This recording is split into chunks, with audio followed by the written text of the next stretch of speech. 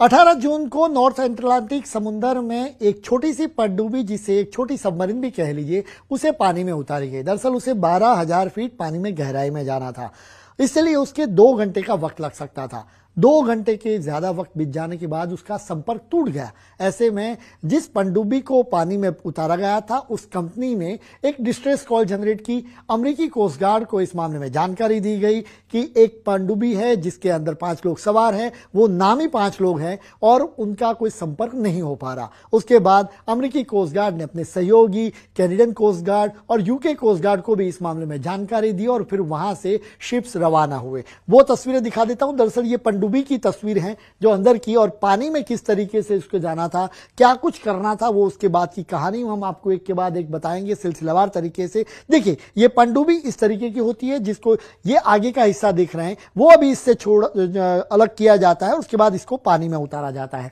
उसको 12,000 फीट यानी लगभग 4,000 मीटर जितना उसको नीचे जाना था, और उसके बाद स्थिति यह हुई कि इसका संपर्क टूट गया। उसके बाद जो एरियल सर्वे जो कहें हम लोग, वो शुरू किया गया कोस्ट गार्ड, अमेरिकी कोस्ट गार्ड और कैनेडियन कोस्ट गार्ड की ओर से। ये एरियल शॉट्स वहां से लिए गए कि दरअसल इसका लोकेशन कहां पर मिलता जा रहा है।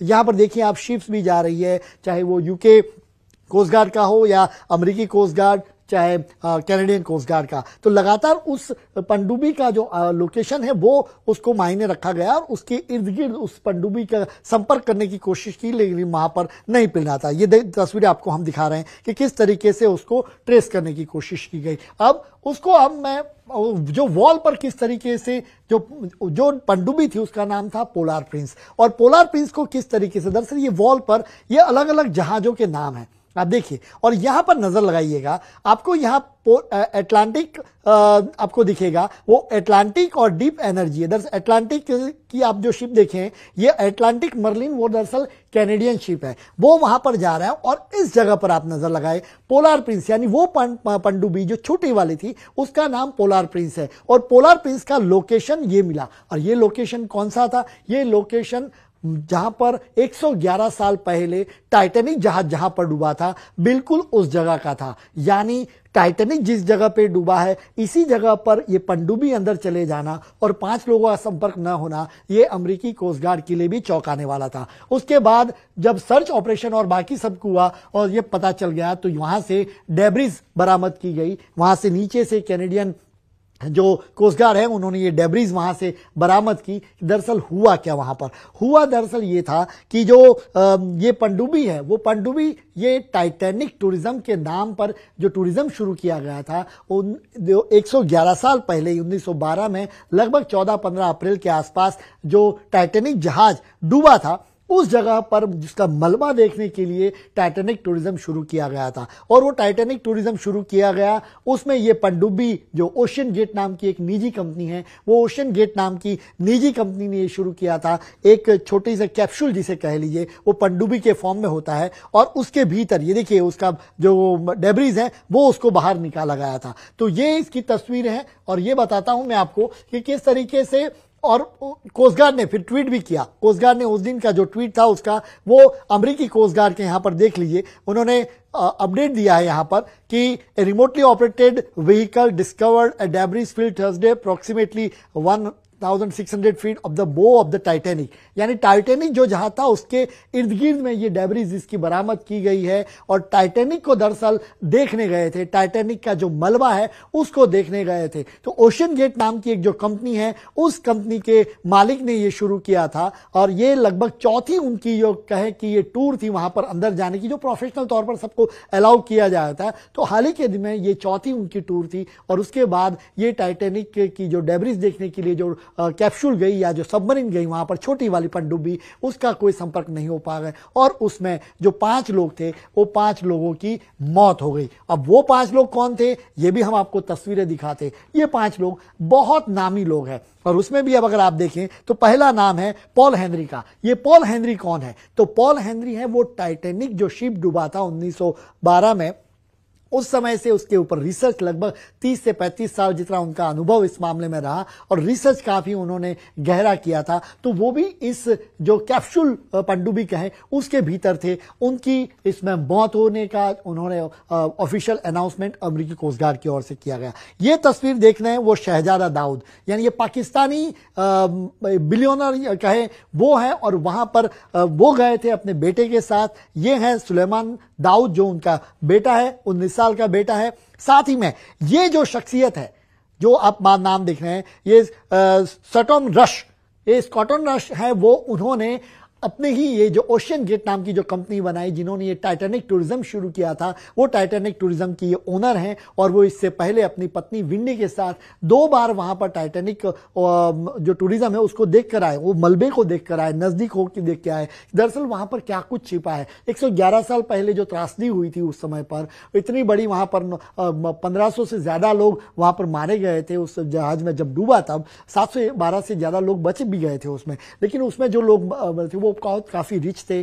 तो उस समय क्या क्या स्थिति थी वो देखने के लिए टूरिज्म शुरू किया था। वो एक स्कॉटिश रश है। और ये जो शख्सियत आप देख रहे हैं ये भी काफी नामी शख्सियत, मिलियनर है यूके के, हरीश होल्डिंग ये हैं।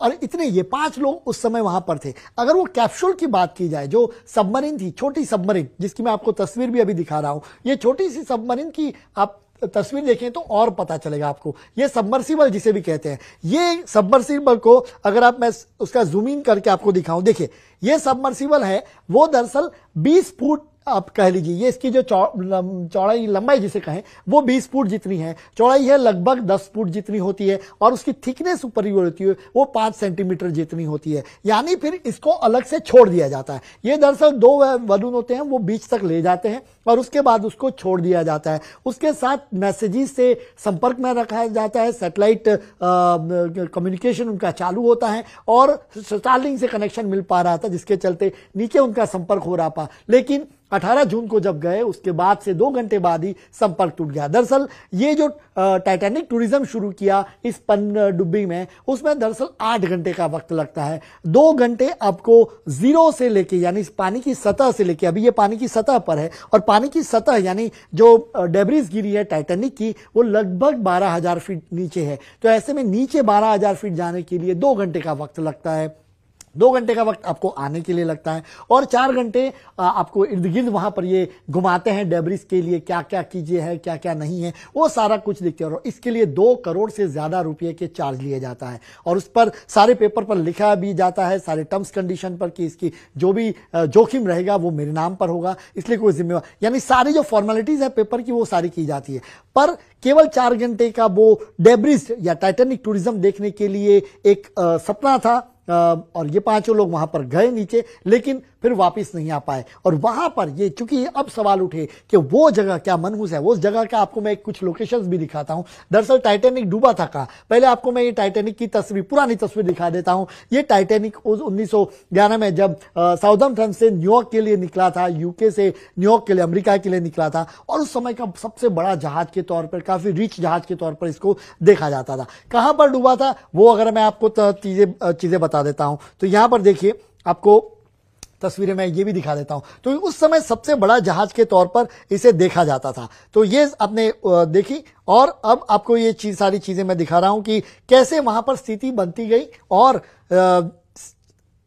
यहां पर देखिए, ये आप आएगा तो ये मैं आपको लोकेशन दिखाता हूं। दरअसल टाइटैनिक डूबा था कहां पर, ये अगर आप देखें, ये टाइटैनिक, ये जो जगह है आपको, ये जो जगह दिख रही है आपको, एग्जैक्ट उस लोकेशन पर टाइटैनिक डूबा था। यानी साउथहैम्पटन, यहां पर अगर आप यूके से देख लीजिए, ऊपर की तरफ आप यूके आएंगे यहां पर, तो ये यूके के पास जाएंगे, तो यूके से जब आ रहे थे और इनको न्यूयॉर्क की ओर लिए जाना था, उस समय पर इस जगह पर, यानी न्यूयॉर्क यहां पर है, यहां से न्यूयॉर्क है, अगर आप देखें तो ये जगह पे देख, यहां से न्यूयॉर्क, और न्यूयॉर्क के लिए आना था, और उसी समय पर इस जगह पर, ये रेड लाइन आप जहां पर देख रहे हैं, इसी जगह पर टाइटैनिक रात को टकराया था।